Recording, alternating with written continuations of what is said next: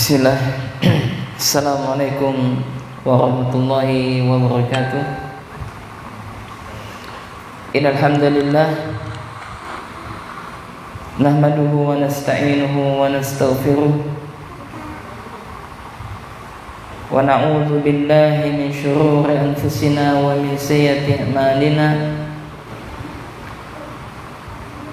May yahdihillahu fala mudilla lahu wa may yudlil fala hadiya lahu.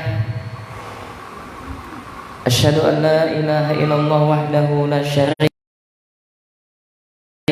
wa ala alihi wa sahbihi wa man tabi'ahum bi ihsanin ila yaumiddin. Alhamdulillah, segala puja dan puji syukur selalu senantiasa kita peruntukkan kepada Allah Jalla wa Ala, yang mana Allah Subhanahu wa Ta'ala masih memberikan limpahan nikmatnya begitu banyak kepada kita.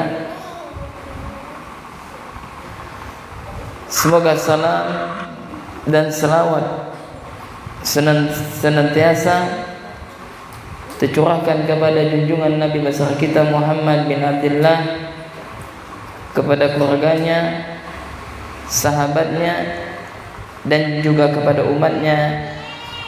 Dan mudah-mudahan kita semuanya senantiasa untuk menghidupkan sunnah-sunnah beliau. Allahumma salli alaihi. Bilah kepada para jamaah, para akhwat, dan juga ummahat rahimani rahimakumullah. Pada kesempatan kali ini kita akan melanjutkan kajian kita. Kita akan duduk bersama untuk duduk sejenak untuk mengingat tentang akhirat, untuk melanjutkan kajian rutin kita dengan bertajuk menjadi perhiasan terindah. Para akhwat dan juga ummahat rahimani rahimakumullah, ketika kita mengkaji dengan tema menjadi perhiasan terindah, kita senantiasa menukilkan sabda Nabi yang mulia bahwasanya Rasulullah sallallahu alaihi wa ala alihi wasallam bersabda, ad-dunya mata'un wa khairu mata'id dunya al-mar'atu salihah. Maka tentunya seorang wanita muslimah, mereka harus memiliki niat dan berusaha untuk menjadi wanita solehah, untuk menjadi istri yang solehah, untuk menjadi ibunda yang solehah, untuk menjadi anak yang solehah. Maka tentunya jamaah, ketika Anda hendak menjadi wanita solehah, ketika Anda hendak menjadi wanita terindah, maka sesungguhnya diperlukan ilmu. Maka suatu kenikmatan ya di tempat kita, alhamdulillah banyaknya majelis ilmu ya, dan bisa kapan saja kita hendak belajar, dan ini merupakan nikmat. Dan bagi Anda wahai para wanita, bagi Anda wahai para istri, bagi Anda wahai para bunda, dan bagi Anda wahai para ukhti muslimah, bahwasanya Anda diwajibkan untuk menuntut ilmu. Mana dalilnya? Dalilnya adalah Nabi yang mulia sallallahu alaihi wa ala alihi wasallam bersabda, talabul ilmi faridatun ala kulli muslim. Menuntut ilmu wajib bagi setiap muslim, termasuk wanita. Kenapa? Karena Anda wahai para wanita, karena Anda wahai para wanita, Anda dikenai beban syariat. Ya, Anda adalah seorang istri kalau Anda sudah punya suami, dan Anda adalah seorang ibu kalau Anda telah dikaruniai anak. Maka Anda memiliki tanggung jawab yang terdapat di atas pundak Anda, tanggung jawab menjadi istri yang baik, menjadi ibu yang baik. Maka tentunya Anda tak bisa menjadi istri yang baik, Anda tak bisa menjadi ibu yang baik kalau seandainya Anda jahil, tidak paham tentang masalah urusan agama. Nah, disinilah tempatnya kita mengadakan kajian rutin setiap sepekan sekali, yang mana nanti tema pembahasan kita tidak hanya sekedar tentang masalah adab, kita akan mengkaji juga tentang masalah akidah, kita juga akan mengkaji tentang masalah fikih, dan juga alhamdulillah kita mengadakan kegiatan daurah selama sebulan sekali, dan nanti di akhir bulan kita akan daurah dengan bertajuk pembahasan bekal pernikahan. Kita akan melanjutkan pembahasan daurah kita yang sebelum-sebelumnya, yang mana nanti makalahnya akan kita tuliskan dalam bentuk bahasa Indonesia biar lebih besar manfaatnya. Dan sekarang kami lagi berusaha untuk mengumpulkan ya materi-materi yang hendak kami sampaikan pada daurah tersebut. Kemudian para ikhwan dan juga para akhwat, ya, kepada sahabat muslim baik dari Indonesia, Chapter Singkawang yang mungkin sedang menyaksikan kajian kami, dan juga kepada kaum muslimin rahimakumullah, dan juga para akhwat dan juga ummahat, kita lanjutkan ya, kita akan melanjutkan kajian kita tentang seputar menjadi perhiasan terindah. Kita merujuk kepada kitab Syarah Al-Jami' yang ditulis oleh Al-Ustaz Dr. Firanda LCMA hafizahullah ta'ala. Kita telah sampai kepada hadis yang ke-9. Jadi hadis yang ke-9 ini jamaah, para akhwat dan juga para ummahat rahimakumullah, adalah larangan mengucapkan salam terlebih dahulu kepada orang kafir. Dan nanti juga kami akan bahas hukum mengucapkan selamat Natal, ya, dan mengucapkan selamat Natal. Bolehkah seorang wanita muslimah atau seorang muslim yang mengucapkan selamat Natal, ya, nanti akan kita bahas insyaallah, mudah-mudahan waktunya cukup. Bismillah. Kita akan bahas hadis yang ke-9 tentang larangan. Yakni apa?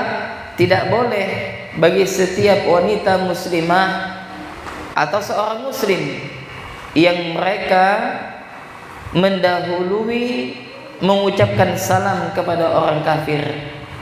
Lantas bagaimana Ustaz kalau dia memberikan salam kepada kita? Nah, nanti akan kita bahas. Maka berkata penulis kitab ini, qala musannif hafizahullah, an Abu Hurairah radhiyallahu ta'ala anhu, qala Rasulullah sallallahu alaihi wa ala alihi wasallam, ya, kata Nabi sallallahu alaihi wa ala alihi wasallam, Nabi bersabda, la tabda'u al-yahuda walan nasara bisalam. Janganlah kalian mengucap salam terlebih dahulu kepada kaum Yahudi dan Nasrani. Jadi Rasulullah melarang bagi kita untuk mengucapkan salam kepada kaum Yahudi dan Nasrani terlebih dahulu. Kemudian Nabi melanjutkan, fa idza laqitum ahaduhum fi tariqin, dan apabila kalian berpapasan, maksudnya apa? Berjumpa mereka di jalan, fattaruhu ila adyaqih. Nah, subhanallah, sampai segitunya. Yani maka hendaklah kalian desak mereka ya ke bagian jalan yang paling sempit. Nah, ini ya. Maka hadis yang mulia ini menunjukkan tentang kemuliaan Islam. Di mana letak kemuliaan Islam? Kita sebagai seorang muslim atau Anda sebagai wanita muslimah, maka Anda harus bangga menjadi seorang muslim, menjadi seorang muslimah. Harus bangga. Kenapa? Karena ada di antara saudara kita atau saudari kita yang mereka malu. Untuk apa? Menggunakan jilbab. Malu mereka. Ya. Adapun ketika mereka berpakaian tapi telanjang, tak malu. Seharusnya terbalik, ya enggak? Bagi mereka para wanita yang tak menggunakan jilbab, tak menggunakan hijab, seharusnya mereka malu, tidak menutup aurat. Bukan malah ketika menutup aurat mereka malu. Ini adalah malu yang salah, malu yang tak dibenarkan. Itu yang pertama. Kemudian yang kedua, para akhwat dan juga ummahat rahiman rahimakumullah, sebagaimana telah kita ketahui bahwasanya Islam itu adalah agama ya, yang mana Rasulullah sallallahu alaihi wa ala alihi wasallam bersabda, inna nabu'istu liutammima bimakarimal akhlak. Aku diutus, kata Nabi, untuk menyempurnakan akhlak mulia. Maka di satu sisi Islam mengajarkan kepada pemeluknya, kepada umatnya untuk apa? Berkasih sayang. Kepada siapa? Kepada sesama muslim. Berlemah lembut kepada sesama, berkasih sayang kepada sesama muslim. Akan tetapi di satu sisi kita harus tegas. Kita harus tegas kepada siapa? Kepada orang-orang kafir. Ini penting. Maka di dalam Islam, para akhwat dan juga ummahat rahiman rahimakumullah, itu terdapat akidah al-wala wal bara. Ya, al-wala wal bara, yakni apa? Loyalitas dan yakni berlepas diri kepada siapa? Kepada orang-orang kafir, kepada orang-orang musyrik dan yang semisalnya. Dan sungguh telah ada suri tauladan kepada Nabi yang mulia sallallahu alaihi wa ala alihi wasallam, yang mana Nabi, ya, ketika kita nanti ya membaca sirah Nabi akan sampai bagaimana akhlak Rasulullah kepada sesama makhluk. Bahkan sesama orang-orang munafik pun, bahkan orang kafir pun, Nabi berbuat baik kepada mereka. Asalkan apa? Orang kafir tersebut tidak mengganggu kaum muslimin. Asalkan orang kafir tersebut ketika mereka tinggal di negeri kaum muslimin, mereka yang mengikuti aturan yang telah dibuat oleh kaum muslimin, maka hukum asalnya seperti itu. Ya.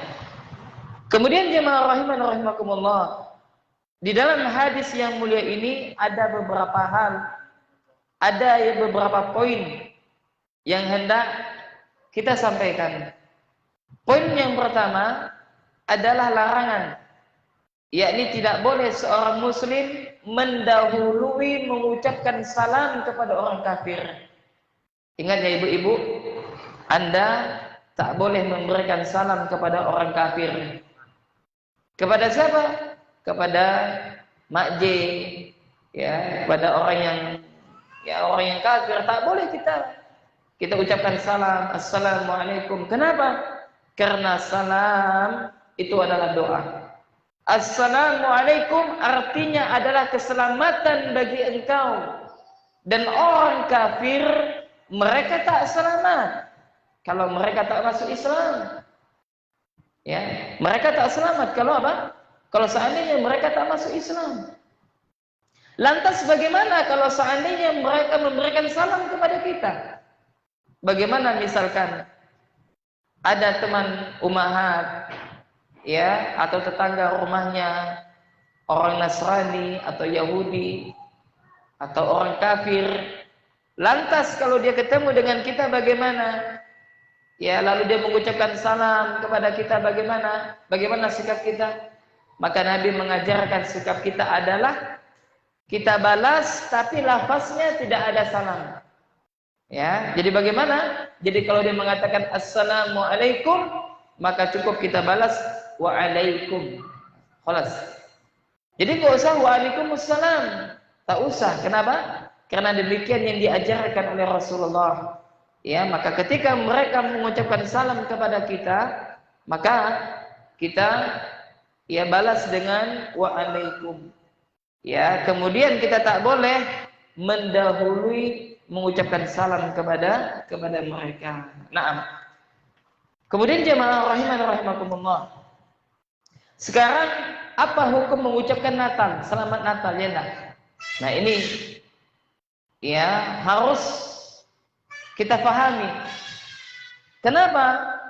Karena ada sebagian ustadz waliyadzubillah yang mereka mengatakan boleh mengucapkan selamat Natal atau selamat apa pengi Pak Cahaya, atau misalkan mengucapkan apa namanya sesuatu yang berkaitan dengan hari raya mereka. Bagaimana Islam menilai?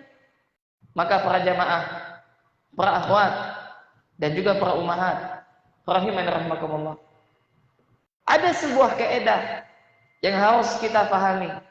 Apa kaidahnya?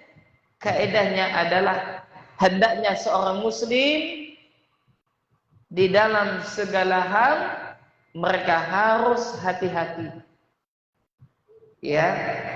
Maka ketika kita hendak berbuat, maka kita lihat apakah hal tersebut diridhoi oleh Allah ataukah tidak. Maka kita tidak boleh ikut-ikutan. Kalau ada seorang ustadz yang terkenal di televisi misalkan mengucapkan selamat Natal, bukan berarti mereka di atas kebenaran. Yang menjadi tolak ukur kita adalah Al-Quran dan hadis Nabi Sallallahu Alaihi Wasallam. Nah sekarang ya, ketika setiap tahun baru terjadi polemik, ya ini apa? Perselisihan, perdebatan antara boleh atau tidak mengucapkan selamat Natal. Maka sekarang kita kaji, kita lihat bagaimana di dalam Islam bolehkah. Yang pertama, sebelum kita mengatakan boleh ataukah tidak, coba kita perhatikan kalimat selamat Natal. Ya enggak, jamaah? Selamat apa? Selamat Natal. Nah, kalau di dalam kamus bahasa Indonesia, arti selamat itu apa? Ya, selamat. Kalau kita melihat di dalam kamus bahasa Indonesia, selamat itu artinya apa? Dia terhindar dari bencana. Itu yang pertama. Ya, kata selamat apa? Terhindar dari bencana, ya, dan aman sentosa. Ya, ini adalah selamat. Intinya apa ya selamat? Ya, ini apa? Terhindar dari bencana, kemudian merasakan aman sentosa, kemudian sejahtera, dan yang semisalnya itu adalah selamat. Ya. Kemudian Natal. Nah, apa itu Natal? Ya, ada pun Natal kan dua kalimatnya enggak? Selamat Natal. Ya, kenapa harus kita pelajari? Karena ini penting, bukan hanya sekedar ucapan. Ya, maka setiap kita akan dimintai pertanggungjawaban apa yang telah kita ucapkan. Maka Natal adalah sebuah perayaan kelahiran Yesus Kristus. Ya, atau yang kalau kita sebut apa Nabi Isa alaihissalam. Mereka katakan apa Yesus Kristus. Yang dalam pandangan umat Nasrani, Yesus Kristus itu adalah anak Tuhan. Waliyadzubillah. Ya. Mereka meyakini apa? Bahwasanya Nabi Isa alaihissalam adalah anak Tuhan dan Tuhan anak. Ini bingung di dalam agama mereka. Ya. Kemudian ketika mereka Natal, maka mereka merayakan telah lahir anak Tuhan. Waliyadzubillah. Maka tak layak seorang muslim mengatakan selamat hari lahirnya anak Tuhan. Waliyadzubillah. Maka para ulama kita keras dalam masalah ini. Tak boleh. Allah Azza wa Jalla berfirman mengatakan tentang kafirnya orang Yahudi dan Nasrani. Dalam Al-Quran surah Al-Ma'idah ayat 72 sampai 75. Jadi dalam Islam Allah Azza wa Jalla mengkafirkan orang yang mengatakan Al-Masih adalah anak daripada Tuhan. Waliyadzubillah. Apa kata Allah Azza wa Jalla? Laqad kafara alladziina qalu innallaha huwal masih ibnu Maryam. Dan sungguh kata Allah, telah kafirlah orang yang mengatakan sesungguhnya Allah dia ada Al-Masih, anaknya Maryam. Wa qala Al-Masihu, padahal dia Al-Masih kata Allah. Nabi Isa menyebutkan apa? Ya Bani Israel, i'budullah Rabbi wa Rabbukum wa Rabbakum. Innahu may yushrik billahi faqad haramallahu alaihi al-jannah wa ma'wahu an-nar wa ma lidh-dhalimina min ansar. Padahal Nabi Isa alaihissalam menyebutkan apa? Sebagaimana Allah sebutkan, wahai Bani Israel, i'budullah, sembahlah kalian Allah, Rabbi wa Rabbakum, yang mana Allah itu adalah Tuhanku dan Tuhan kalian. Innahu may yushrik billah, sesungguhnya barang siapa yang menyekutukan Allah Azza wa Jalla, faqad haramallahu alaihi al-jannah, maka sungguh Allah akan haramkan atasnya surga. Waliyadzubillah. Dan tidaklah ya mereka dimasukkan ke dalam neraka, melainkan mereka itu adalah orang-orang zalim. Jadi orang zalim tempatnya di neraka. Maka tak boleh kita mengatakan yakni apa? Selamat Natal tersebut. Kemudian Allah melanjutkan, laqad kafara alladziina qalu innallaha tsalitsu tsalatsah wa ma min ilahi illa ilahu wahid. Ya, dan sungguh kafirlah kata Allah orang yang mengatakan sesungguhnya Allah itu tiga di antara tiga. Ya. Yakni apa? Mereka mengatakan bahwasanya Allah adalah salah seorang dari yang tiga. Padahal kata Allah sekali-sekali tidak ada Tuhan selain daripada Allah yang Maha Esa. Maka kita lihat ketika terjadi setiap tahun baru banyaknya bencana, banyaknya musibah. Kenapa? Karena ucapan-ucapan orang-orang kafir tersebut yang mengatakan bahwasanya ya Allah Azza wa Jalla memiliki anak, waliyadzubillah. Maka tak boleh. Berdasarkan ayat tersebut para ulama sepakat tak boleh haramnya seorang muslim mengucapkan selamat Natal. Jadi apa? Ya jangan kita ucapkan. Ya jangan kita ucapkan. Lantas bagaimana kalau kita main ke rumahnya? Ya tak boleh. Mengucapkannya saja tak boleh, apalagi Anda datang ke rumahnya, Anda menikmati ya kue lebaran mereka, tak boleh. Ya, tak boleh. Lantas bagaimana kalau seandainya dia tetangga kita? Ya tak boleh, walaupun tetangga kita, walaupun keluarga kita. Ya, maka di dalam masalah agama, masalah akidah, jelas sikap kita. Kemudian jemaah rahimana rahimakumullah. Kemudian ya kita lanjutkan bahwasanya alasan kenapa tidak boleh mengucapkan selamat Natal. Tadi yang pertama alasannya bahwasanya apa? Orang yang mengucapkan selamat Natal secara tidak langsung apa? Dia mengatakan selamat telah lahirnya anak Tuhan. Waliyadzubillah. Ya. Kemudian yang kedua, larangan kenapa tidak boleh mengucapkan selamat Natal. Natal bukan perayaan umat Islam. Kenapa? Karena orang yang merayakan Natal itu adalah hari besar agama mereka. Sedangkan Islam hanya ada dua hari besar. Yaitu apa? Idul Fitri dan Idul Adha. Jadi Idul Fitri dan Idul Adha. Nah, adapun perayaan Natal ini adalah perayaan orang kafir yang mereka memperingati hari kelahiran Nabi Isa alaihissalam.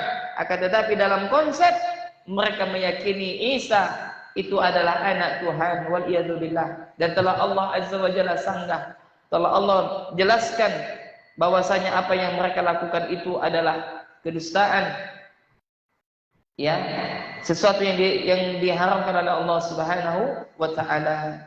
Kemudian jemaah kaum muslimin dan muslimah, para akhwat dan juga ummahat rahimani rahimakumullah. Kemudian selanjutnya, ya, kita tidak boleh ikut-ikutan merayakan tahun baru, yang merayakan selamat hari Natal dan yang semisalnya. Dan tugas Anda wahai para suami, ingatkan kepada istri. Dan tugas Anda wahai para bunda, ingatkan kepada anak-anak. Ya, maka di dalam masalah akidah kita harus tegas. Ya, kita harus loyalitas kepada kaum muslimin dan kita harus berlepas diri kepada pelaku kesyirikan, ya, dan orang-orang yang melakukannya. Nah, kemudian beberapa faedah yang bisa kita ambil daripada hadis yang mulia ini. Yang pertama adalah tidak bolehnya seorang muslim mengucapkan salam terlebih dahulu kepada orang kafir. Tak boleh. Ya. Kemudian yang kedua, bahwasanya Islam telah memberikan batasan-batasan di dalam bergaul kepada orang kafir. Yang pertama, kalau dalam masalah urusan agama, lakum dinakum waliyadin. Agama kita dan agama mereka tidak sama. Ya. Maka ketika dalam masalah agama, kita harus berlepas diri kepada mereka. Dan saya kesian melihat kaum muslimah, ya, saudara kita yang mereka kerja di tempat orang kafir, lalu membantu untuk menyiapkan tempat-tempat peribadatan mereka. Ini tak boleh. Tapi kalau hanya sekedar bekerja, bolehkah? Ya boleh. Kalau Anda hanya sekedar bekerja, ya bersama mereka, ya boleh. Tapi ketika di dalam peribadatan mereka tak boleh ikut-ikutan. Contohnya apa? Nah, misalkan hendak sembahyang kubur, ya enggak. Mereka kan siapkan kertas-kertas itu, ya enggak, untuk dibakar. Lalu siapa yang buat? Wanita muslimah yang dibuat. Allah musta'an. Tak boleh. Ya. Maka memang sebaiknya kalau hendak bekerja, bekerjalah kepada orang muslim. Sebaiknya. Tapi kalau seandainya mengharuskan kerja sama orang kafir, ya boleh. Dalam masalah urusan apa? Dunia. Dalam hal muamalah, maka boleh. Ya, adapun di dalam masalah akidah, masalah ibadah, tak boleh kita ta'awun, tolong menolong di dalam peribadatan yang mereka lakukan. Nah, apalagi nanti cap gome. Ya enggak? Cap gome. Ada seorang muslim memikul tatung. Setan dipikul. Tak boleh. Ini kesenapa orang Islam. Ya. Ada lagi yang nonton. Allah musta'an. Nah, ini kita harus jelas dalam masalah ini. Ya. Maka tugas kita adalah kita ingatkan kepada anak-anak kita, kepada saudara-saudara kita. Ya, kemudian kepada murid kita kalau Anda seorang guru, Anda seorang ustazah. Ya, dan tentunya menyampaikan dalam kondisi yang tepat dan pembahasan, ya, tentang seputar masalah akidah. Ya, atau ada yang bertanya, maka kita jelaskan. Kemudian faedah yang kedua, faedah yang ketiga daripada hadis yang mulia ini, yakni bahwasanya seorang muslim apabila mendapatkan salam dari orang kafir, ya, apabila orang kafir mengucapkan salam kepada dia dengan Assalamualaikum, maka apa tugas kita? Ya, tugas kita adalah menjawab. Bagaimana cara menjawabnya? Waalaikum. Ya, waalaikum. Ya, jangan ditambahkan kalimat salam. Waalaikumsalam. Ya, jangan, maka cukup dengan waalaikum. Kemudian faedah yang keempat, yakni bolehnya seorang muslim untuk tidak memberikan jalan kepada orang kafir. Ini kalau kita kuat, ya.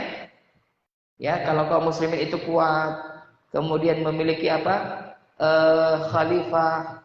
Ya, jangan sekarang kita praktekkan. Nanti ada orang kafir dipepet-pepet pula. Salah juga, ya enggak?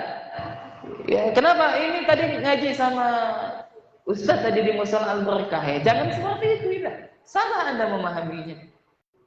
Ya. Kapan kita boleh memepet tak kasih jalan ketika Islam jaya.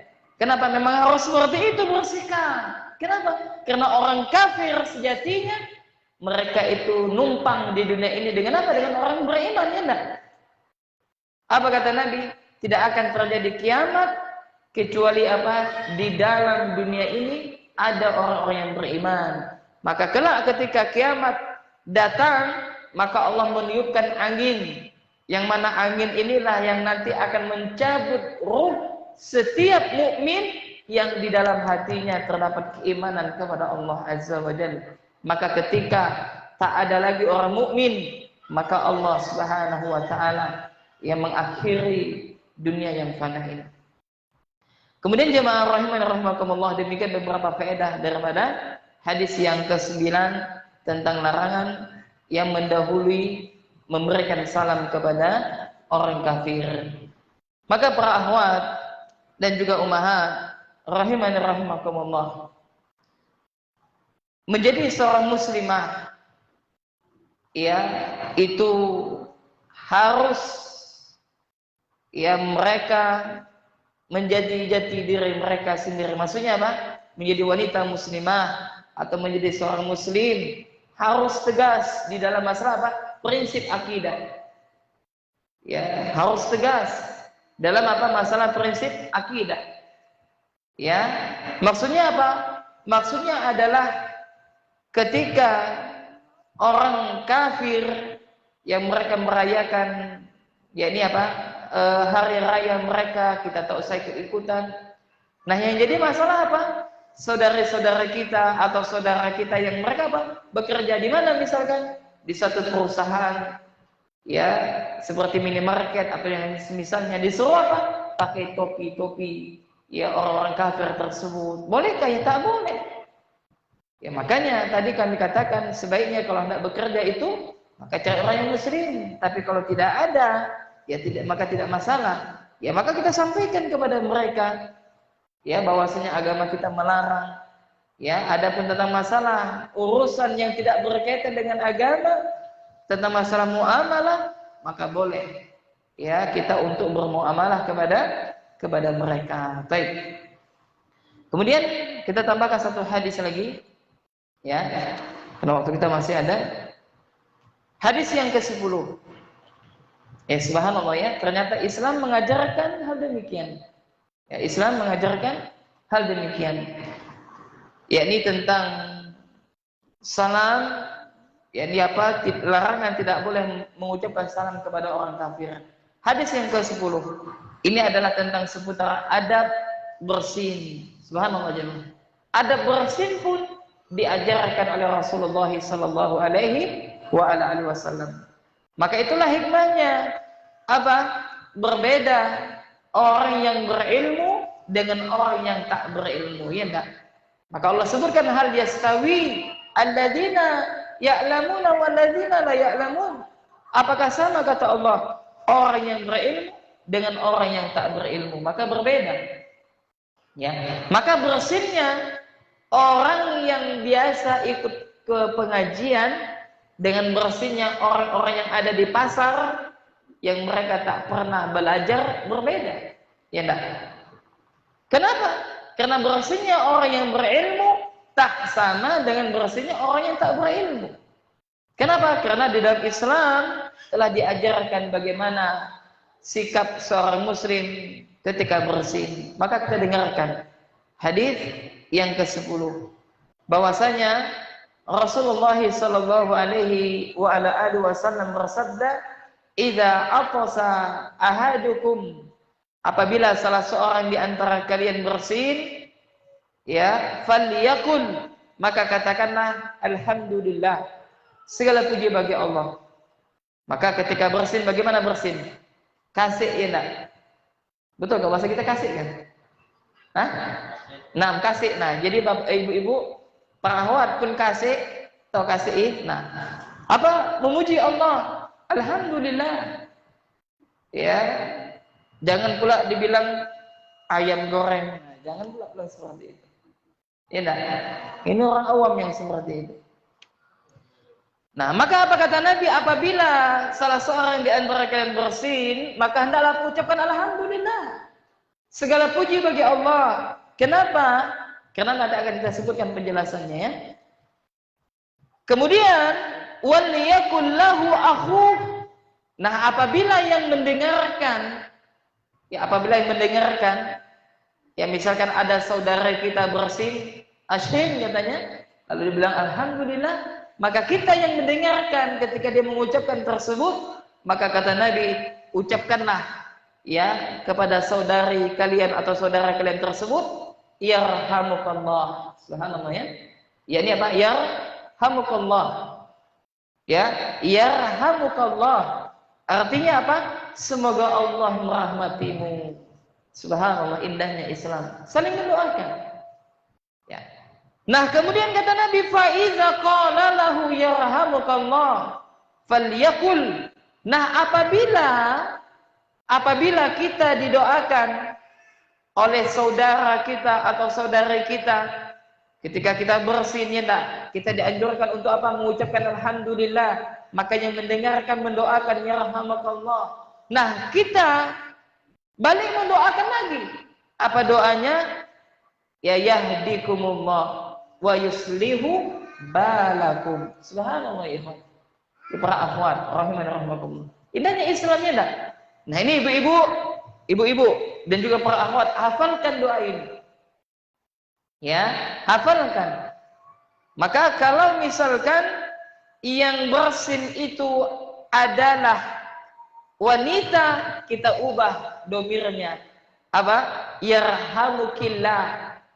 Ya, bukan yarhamukallah. Yarhamukillah. Ya, sama juga ketika Anda mengucapkan apa? Jazakallahu khairan. Diganti. Kalau dia wanita, jazakillah. Anda biasa sering dibilang jazakillah khairan Ustaz ya. Kok jazakillah? Salah ya enggak?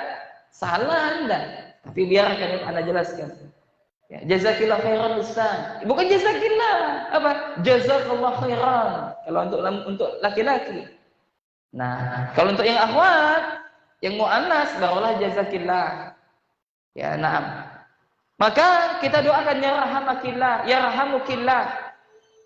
Ya, kalau dia adalah muannas. Kalau dia laki-laki, yarhamakallah. Nah, kalau kita mendengar sahabat kita mendoakan kita, maka kita balas yahdikumullah wa yuslihu balakum. Subhanallah. Apa artinya? Artinya adalah semoga Allah memberi petunjuk kepadamu dan semoga Allah meluruskan atau memperbaiki urusanmu. Subhanallah jemaah. Ternyata doa mengucapkan saudara kita ketika bersin itu adalah doa yang sangat luar biasa. Nah, hal ini tidak kita dapatkan kecuali siapa? Kecuali kita bergaul dengan orang yang berilmu. Kalau bergaul dengan orang yang awam, mereka tak paham. Inilah keutamaan kita apa? Bergaul bersama dengan orang berilmu. Ya, maka amalkan.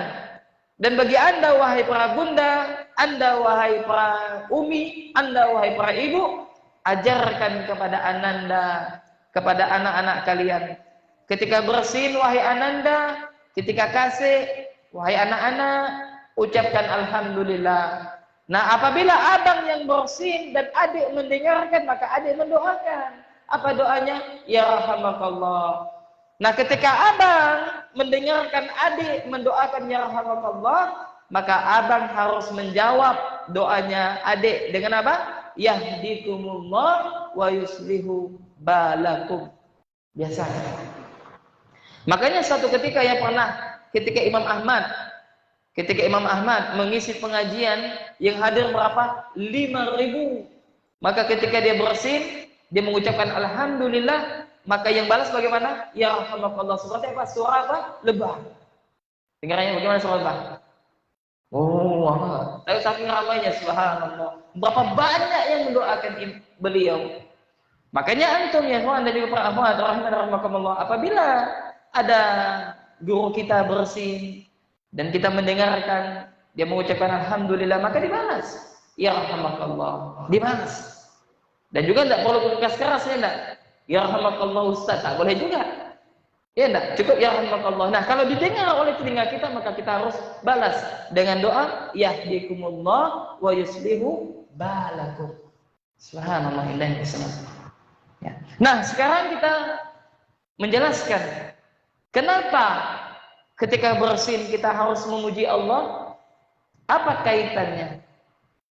Nah, maka jamaah rahimanallah, di dalam ilmu kedokteran, ya sebagaimana para ulama kita menjelaskan, orang yang bersin itu adalah mereka mendapatkan nikmat dari Allah Subhanahu wa taala. Kenapa? Karena dengan bersin keluarnya kotoran yang ada di dalam lubang hidung. Ya enggak? Adanya kotoran. Maka subhanallah. Maka kalau kita melihat semua anggota tubuh kita ini apa?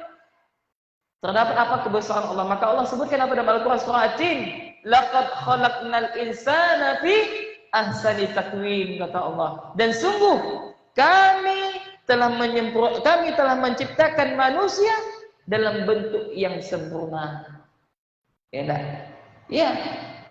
Ya, hidung kita kalau ada kotoran yang tidak masuk ke dalam hidung kita, maka Allah Subhanahu wa taala jadikan bersih. Maka ketika keluar kotoran tersebut, maka kita harus bersyukur kepada Allah. Ya, ini apa? Kita telah mendapatkan nikmat. Nah, makanya kita dianjurkan untuk bersyukur kepada Allah. Alhamdulillah. Nah, makin sering kita ingatkan hendaknya kita senantiasa mensyukuri nikmat Allah. Maka Anda wahai para suami sering-sering bersyukur atas Allah. Kenapa? Karena Anda telah memiliki seorang istri. Bersyukur kepada Allah. Ya, dan Anda juga wahai para istri bersyukur. Kenapa? Anda telah mendapatkan suami. Maka seorang suami banyak-banyak bersyukur kepada Allah Subhanahu wa taala. Kenapa? Karena barang siapa yang bersyukur kepada Allah Azza wa Jalla, maka akan Allah tambahkan nikmat tersebut. La in syakartum la azidannakum. Kalau seandainya kalian mensyukur nikmatku, kata Allah, maka akan aku tambahkan nikmatku tersebut. Ya, maka ketika kita bersin, ya maka kita harus memuji Allah Subhanahu wa taala. Kemudian jemaah, para akhwat dan juga ummahat rahimani rahimakumullah. Bagaimana kalau seandainya bersin terus-menerus, ya nak? Dia misalkan dia kasih terus sekali, 2 kali, 3 kali, 4 kali, sampai 7 kali misalkan. Apakah 7 kali juga kita harus mendoakan dia? Nah, maka para ulama mengatakan apabila dia sering bersin, maka cukup bagi kita sekali yang kita ucapkan, atau 2 kali. Ya, maka tidak perlu setiap kali dia bersin dalam bentuk bersamaan, ya. Karena ada orang yang sering bersinnya, kenapa? Karena sakit misalkan, ya, atau yang semisalnya. Nah, kemudian jemaah rahimani rahimakumullah, sekarang bagaimana adab bersin? Nah, jangan mentang-mentang Hashim masih mau hati dia, ya enggak? Depan muka orang lagi, ya enggak? Kenapa? Wah, ini nikmat katanya. Jangan pula nanti salah, ya. Para akhwat, ya, para istri nanti balik ketika bersin di depan wajah suaminya, tak boleh juga, ya enggak? Nah, maka kita lihat bagaimana adab yang dicontohkan oleh Rasulullah sallallahu alaihi wasallam ketika bersin. Maka yang pertama, Rasulullah sallallahu alaihi wasallam meletakkan tangan beliau di mulutnya. Mana tangan? Meletakkan tangan di mana? Di mulutnya. Atau meletakkan bajunya sehingga apa yang dikeluarkan ketika bersin itu tidak tersebar kemana-mana. Ternyata subhanallah, hikmahnya COVID ini apa? Semua ajaran Islam diterapkannya. Nah, ketika bersin bagaimana ketika COVID? Nah, baju, ya enggak? Nah, seperti itu. Ternyata Rasulullah telah menjelaskan. Ya, maka Rasulullah itu terkadang ketika bersin itu menutup dengan mulutnya atau dengan bajunya, meletakkan bajunya. Biar apa? Biar ketika bersin itu tidak tersebar kemana-mana. Subhanallah. Kedua, ketika bersin beliau melemahkan suaranya. Nah, ini perhatikan akhwat dan juga umat. Maksudnya apa melemahkan? Dengan suara yang lirih. Tak usah Ashim. Nah, seperti itu. Ya, maksudnya apa? Dilemahkan suaranya. Sebagaimana hadis yang disebutkan oleh Abu Hurairah radhiyallahu taala anhu, beliau mengatakan anna Nabiyya sallallahu alaihi wasallam kana idza aqasa ghatta wajhahu bi yadihi au bi thawbihi wa ghadda biha sautahu. Bahwasanya Rasulullah sallallahu alaihi wa ala alihi wasallam jika bersin maka beliau menutup wajahnya dengan tangannya atau dengan bajunya dan beliau merendahkan suaranya. Kita amalkannya jangan. Ya, maka ketika bersin suara kita tidak usah keras ketika bersin. Kita lemahkan. Ya. Kemudian tidak boleh juga ketika bersin suara dengan gelegar. Ya, dengan dengan suara yang sekeras-kerasnya. Ya, tak boleh juga. Ya, intinya tidak boleh. Maka kalau misalkan dia hendak bersin, maka hendaknya yang pertama dia menutup mulutnya tersebut dengan tangan atau dengan bajunya. Kemudian ketika dia bersin, maka suaranya itu dilemahkan. Nah, kemudian adab yang kedua bagi orang yang mendengar seorang muslim bersin. Maka tugas kita adalah kita mendoakan jamaah. Ya, apa doanya? Yarhamakallah, yarhamukallah, yarhamukallah. Yani semoga Allah memberikan rahmat kepada engkau. Ya maksudnya apa? Semoga Allah, semoga Allah memberikan rahmat kepada engkau. Maksudnya apa? Engkau telah mendapatkan nikmat, maka semoga Allah menambahkan rahmat kepadamu. Ya, mudah-mudahan Allah menambahkan nikmat tersebut kepada dirimu. Nah, inilah jamaah. Maka di dalam Islam ya kita dilarang untuk hasad, dengki kepada siapa? Kepada saudara kita. Makanya Rasulullah itu melarang, tak boleh apabila kita hendak melakukan sesuatu kita sampaikan, kita publikasikan, tak boleh. Kenapa? Dikhawatirkan ada orang yang hasad. Ya, misalkan ibu-ibu, misalkan dapat hadiah dari suaminya, tidak usah dipublikasikan hadiahnya, ya enggak? Ya, ada ibu-ibu yang suka seperti itu, ya enggak? Dia sering membanggakan suaminya. Hati-hati ibu-ibu, nanti ya diincar sama sama wanita lain, nanti ini boleh dijadikan suami juga. Ya enggak? Jangan seperti itu. Ya. Termasuk menyampaikan sesuatu yang diinginkan, rencana baik.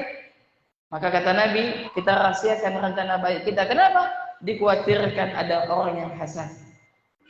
Ya. Kemudian jamaah rahman rahimakumullah. Kemudian ya suatu ketika ada salah seorang sahabat. Ini ada kisah sahabat.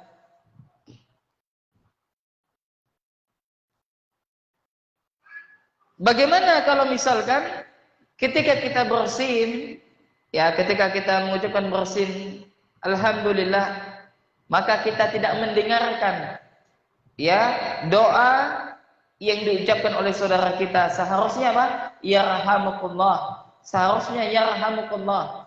Lantas tidak diucapkan.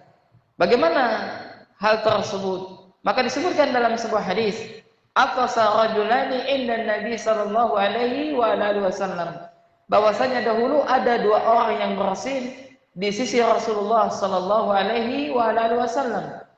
Fashammata ahadahuma wa lam yushammit al-akhar. Kemudian ya salah satunya mengucapkan yarhamukallah dan satunya lagi tidak mengucapkan. Faqila lahu, maka dikatakan kepadanya, kepada orang kepada orang yang tidak mengucapkan tersebut, ya dia mengatakan faqila lahu faqala hadza hamilallah wa hadza lam yahmad lillah. Ya, maka dia mengatakan sesungguhnya ya yang pertama dia memuji Allah Subhanahu wa taala, dan yang kedua dia tidak memuji Allah. Ya, maka orang yang ketika bersin, ketika dia mengucapkan alhamdulillah, maka sungguh dia telah memuji Allah Subhanahu wa taala. Ya. Maka apabila ada saudara kita yang mengucapkan alhamdulillah, maka seharusnya kita ucapkan apa? Yarhamakallah. Seharusnya seperti itu. Ya jangan sampai ya kita tidak mengucapkannya jamaah. Kemudian para akhwat dan juga para ummahat rahimani rahimakumullah. Demikian kajian kita ya pada kesempatan kali ini, maka kami simpulkan beberapa kesimpulan atau faedah daripada hadis yang mulia ini berkaitan dengan bersin. Maka ada faedah yang pertama, ya faedah yang pertama bahwasanya Islam itu mengajarkan adab yang baik. Ya Islam mengajarkan adab yang baik. Maka hendaknya kita amalkan adab-adab di dalam Islam.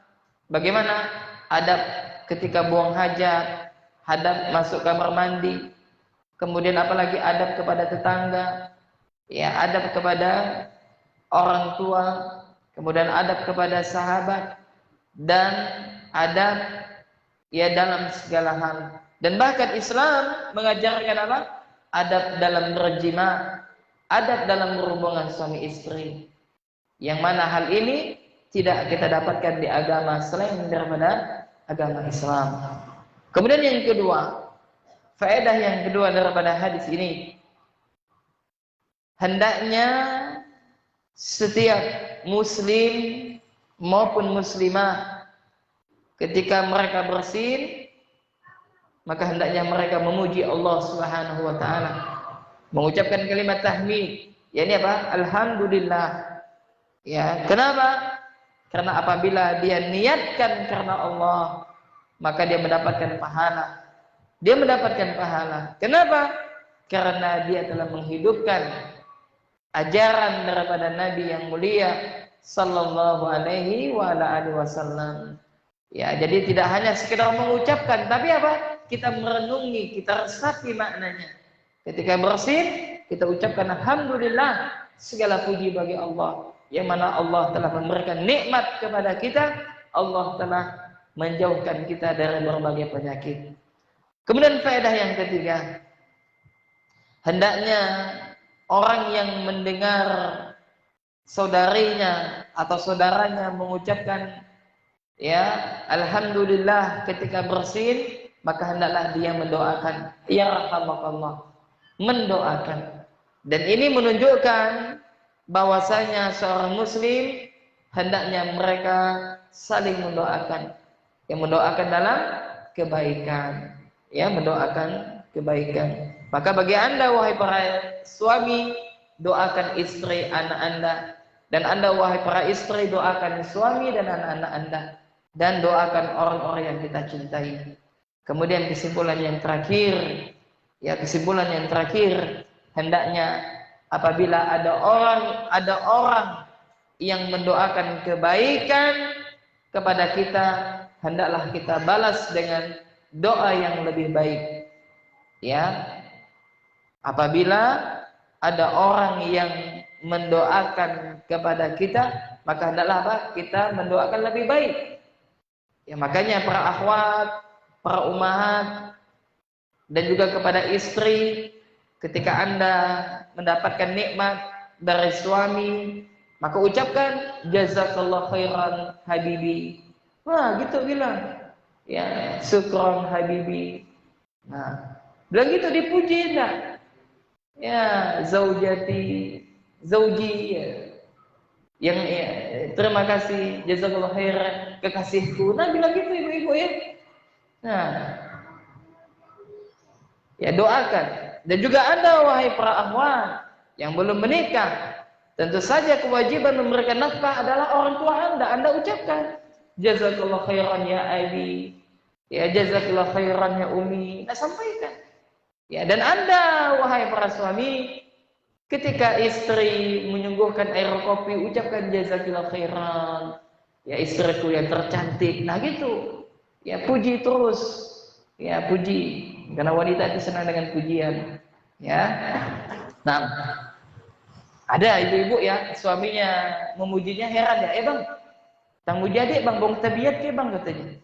Kenapa? Karena suaminya tak pernah memuji dia. Ini penting ya untuk saling yang membahas. Maka nanti insya Allah kita bahas secara secara detail nanti ketika dorong bekal pernikahan tentang masalah rumah tangga. Bismillah. Nah, demikian yang dapat kami sampaikan, mudah-mudahan yang sedikit ini bisa difahami dengan baik dan benar. Yang benar itu datangnya dari Allah Subhanahu wa taala, yang salah dari saya dan dari syaitan. Mudah-mudahan yang hadir atau yang menyaksikan kajian kami via online, ya mudah-mudahan menjadi wanita solehah, menjadi wanita solehah, menjadi perhiasan terindah di atas permukaan bumi ini. Allahumma amin. Dan tentunya Anda tak akan bisa menjadi wanita solehah kecuali dengan ilmu dan taufik dari Allah Subhanahu wa taala. Maka intinya adalah kembali kepada taufik karunia Allah, maka mintalah kepada Allah Subhanahu wa taala. Demikian, mudah-mudahan bermanfaat dan hal yang terpenting adalah jamaah dan juga para akhwat, kita tunjukkan akhlak kita ketika kita sering ikut kajian. Tunjukkan bakti kita kepada suami kita, tunjukkan bakti kita kepada ayah ibu kita. Walaupun kita berbeda pendapat dalam masalah berbagai permasalahan, kita harus sabar, kita harus banyak mengalah, dan kita doakan mudah-mudahan siapa tahu doa kita diijabah oleh Allah dan mereka mendapatkan nikmat hidayah sebagaimana apa yang kita rasakan. Allahumma amin. Kita cukupkan. Tadi telah kita tutup. Subhanakallahumma wa bihamdik, asyhadu an la ilaha illa anta, astaghfiruka wa atubu ilaik. Assalamualaikum warahmatullahi wabarakatuh.